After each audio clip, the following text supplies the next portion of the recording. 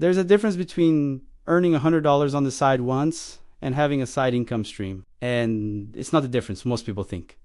The first is a transaction. The second is a system. Most people never figure out the gap between them and end up confused about why their side hustle keeps stalling. You picked up an extra shift. You sold something on eBay. You did a one-off freelance project. The money showed up. You felt good for a week. Then it was gone. You wait for the next opportunity to fall in your lap. It might or might not come. The whole thing feels like fishing without bait. That's not a stream. That's an event. And the difference between events and streams is basically the entire conversation about how some people build real side income while others just talk about it. Most financial people will tell you to chase a specific dollar amount on the side. $500 a month, $1,000 a month. But here's the thing. They're missing the dollar amount is downstream of the structure. And the structure is where everything changes. The threshold that matters isn't your first dollar. It isn't even your first $1,000. It's the first time you have a side income that comes back next month without you starting from zero. That's a stream. And once you have one, your entire relationship with side income flips. The flip is psychological as much as financial. Suddenly the work feels like it's adding up to something instead of evaporating. My name is Nick, and I spend way too much time thinking about money, side income systems, and why most people who try side hustles never feel the moment when one of them actually starts working. If you're someone who actually wants to understand the difference between earning side money and building a side stream instead of just hoping, things eventually click. Make sure to hit that subscribe button and give this video a thumbs up if it ends up reframing how you think about your own side work. Before we get into what changes when you build your first stream, let me tell you what an income stream actually is. Because the definition matters, a side income stream has three properties. First, it's repeatable. The same kind of customer or client can show up again next month without you having to reinvent the wheel. Second, it's marketed. People know how to find you, either through a platform, a referral system, a website, a profile, whatever. There's a path from someone who needs your thing to actually finding you. Third, it has unit economics. You know roughly how much each customer is worth, how much your time costs, and whether the math actually makes sense at any reasonable scale. If you don't have all three, you don't have a stream. You have a series of one-off transactions. The difference seems small.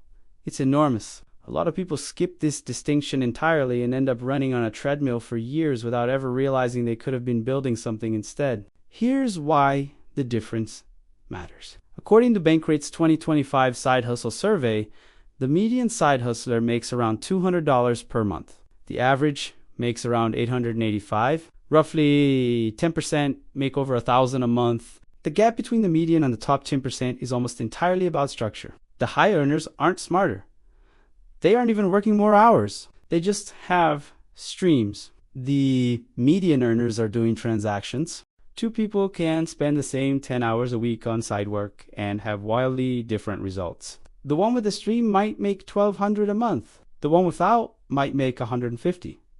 Same effort, same skill, completely different outcomes. Because one has a system and the other doesn't. Most people start their side income journey with transactions. That's normal. The trap is when they stay there forever. They drive for a delivery app for 2 years, or pick up freelance gigs randomly, or do random one-off projects every month. The money trickles in. Sometimes more, sometimes less. But it never compounds, because every dollar requires starting over. Picture two people, both spending Saturday mornings on side work. Person A drives for a delivery app. Person B is setting up a service profile, learning how to price, and figuring out where their customers actually look for help. After 3 months, Person A has made about $1,200. Person B has made maybe $200. Person it looks ahead by far, but after 12 months, the picture flips completely. Person A has made $4,800. Person B has made $9,000. And the rate is still climbing. After 24 months, Person A is still making $5,000 a year. Person B is making $15,000 a year, working roughly the same hours. A house stream, in contrast to a transaction, compounds. Customer 5 took less work than Customer 1. Customer 10 teaches you what Customer 15 will probably want. The system gets easier and more efficient, even when your hours stay the same. That's the threshold this video is about, not a dollar amount. A structural shift. Now, there's a reason most people don't build streams. It comes down to how the first few hours feel, and the first few hours feel terrible, honestly, because they don't pay, and humans are wired to repeat behaviors that pay quickly and abandon ones that don't. The first 10 hours of a transaction-style side hustle pay something. You drove, you got paid, the hours felt productive. The first 10 hours of building a stream pay like almost nothing. You set up a profile, you wrote a description, you did some research on what to charge. There's no immediate reward. There's no notification on your phone telling you that you got paid. The hours feel theoretical, almost wasted. Most people quit before hour 15 because their brain says, see, I tried it and it didn't work. Meanwhile, the people who keep going through hour 20, 25, 30 start to feel the system kick in. The first customer arrives. They paid more than any single delivery hour ever paid. And, it took less hands-on work to earn it. Then the second customer arrives. The third. The flywheel started turning. By hour 50, the same time investment that produced almost nothing in hour 10 is now producing real money. That's the threshold. And once you're past it, the math runs in reverse. Hour 60 produces more than hour 50. Hour 80 produces more than hour 70. The early investment compounds. The Bureau of Labor Statistics shows that around 9.3 million Americans were working multiple jobs in late 2025, the highest number ever recorded since they started tracking in 1994. 5.7% of the workforce. Highest share in 25 years. But here's the thing, nobody mentions about that statistic. Most of those people are doing transactions, not building streams. They're working a second job. Same trade as the first one. Same hourly grind, just at a different employer. That's not a stream. That's just selling more hours. The Bankrate 2025 survey shows that 27% of Americans have any side income at all. So roughly 7% of all American workers are running multiple jobs, and another 20% are doing some form of side hustle. But the share that is built an actual repeating stream with marketing and unit economics, it's a fraction of that, maybe a few percent of working adults. Building a stream is fundamentally different, and almost nobody, statistically, ever does it, which is why the threshold matters more than the dollar amount. Crossing it puts you in a much smaller population than just being a multiple job holder. Now let's talk about what actually changes the moment you have a real stream running for the first time. The first thing that changes is your relationship with time. Before a stream, your time and money are directly linked. You've worked an hour. You've got paid for an hour. After a stream, that link starts to weaken. Not break completely, but weaken. Some of your time produces money even when you're not actively trading hours for it. That sounds like almost trivial when you describe it in a sentence. The first time you actually feel it, it's hard to forget. You spent Saturday morning at your kid's soccer game. Your phone buzzed. Someone you've never met paid you $60 for a thing you set up weeks ago. The Saturday morning didn't change.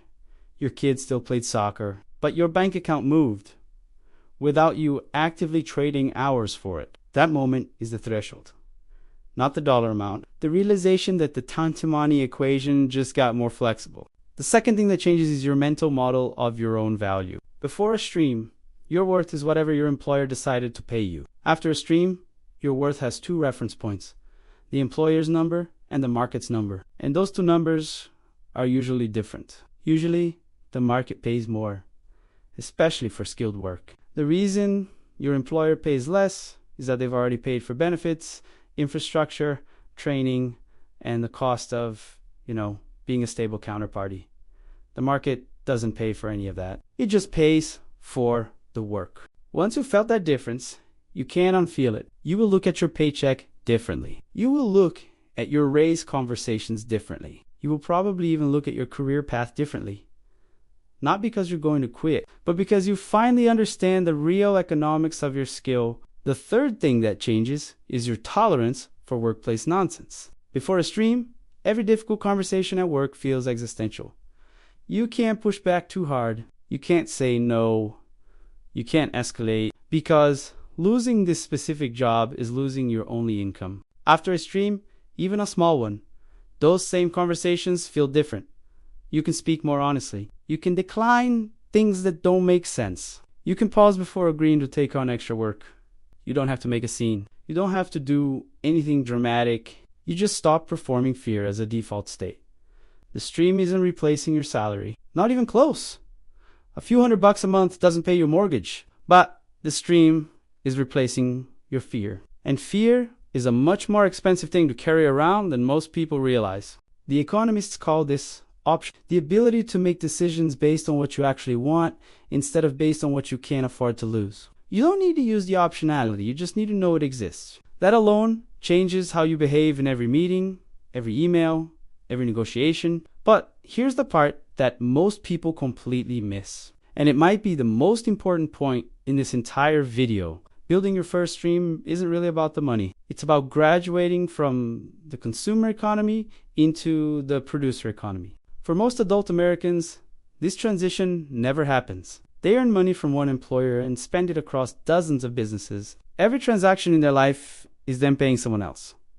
They are pure consumers by structural design. A side income stream flips that even a little. Now you have customers, even just a couple of them. Now you have a small business. Even if you don't call it one, now you sit, at least partially, on the other side of the table, and the view from the other side is, completely different. You start to understand pricing differently. You start to understand customer service differently. You start to understand effort differently. You realize how much value a working business actually creates and how exhausting it actually is to do that, and how much of what you thought was easy turns out to be hard. That perspective shift will quietly affect every economic decision you make for the rest of your life. You'll be a better negotiator at your day job because you understand the other side. You'll be a better investor because you understand what makes a business actually work. You'll be a more patient customer because you've been a small business owner trying not to drown. None of this shows up in your bank account directly, but it shows up everywhere else. And here's the deeper thing, the financial media won't tell you. The producer economy is where almost all serious wealth is created. Wage income is taxed the hardest. It's the most predictable, and it has the lowest ceiling. Almost every wealthy person, got there through some version of the producer economy, owning a business,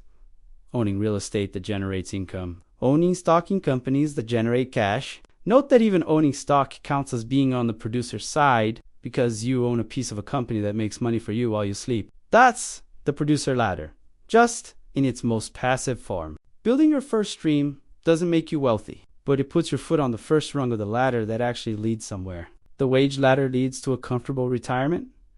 The producer ladder leads to something much bigger. The first rung is the only one that matters when you're at the bottom. Now, let's talk about what your first stream should actually look like. Not what some guru says, what the data actually supports. The most successful first streams have 3 traits. They use skills you already have. They serve a market you already understand. And they start at almost embarrassingly small scale. The 40-year-old who knows his accounting starts by doing 1 tax return for a friend of a friend, not a tax practice. 1 return. The 30-year-old who's good at design makes 1 logo for a local restaurant, not an agency. 1 logo. The teacher who's good at math tutors 1 kid on Sundays, not a tutoring company. 1 kid. Each of these is small. Each is repeatable. Each can grow if you let it. And each crosses a threshold from transaction to stream. The moment that 1 customer comes back or refers another, that moment is the entire game. Everything before it is preparation. Everything after it is acceleration. The mistake almost everyone makes is the opposite. They try to start big. They build a whole website before they have a single customer. They register an LLC before they've earned $1. They buy software they don't need yet. None of that is the threshold. None of that produces the structural shift. This video is about the threshold is 1 customer who came back, or 1 customer who told a friend, or 1 product that someone bought a second time.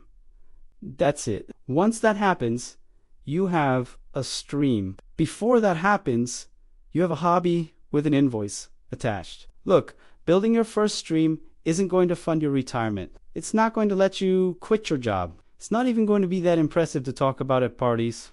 But it's the structural shift that everything else depends on. Without a first stream, you're stuck doing transactions forever. With a first stream, you can do anything. You're not failing if you haven't built one yet. The system isn't built to push you toward it. Building a stream takes structural patience that the wage economy actively trains out of people. You are trained to show up, deliver work, and get paid for hours. A stream requires showing up, building something, and getting paid for repeatability. Those are completely different muscles. The math doesn't care about how busy you are this month. It only cares about whether you cross the threshold at some point. Your future self is counting on the move you make this quarter. Trust me, they'll thank you for building the first system, even when it feels too small to matter.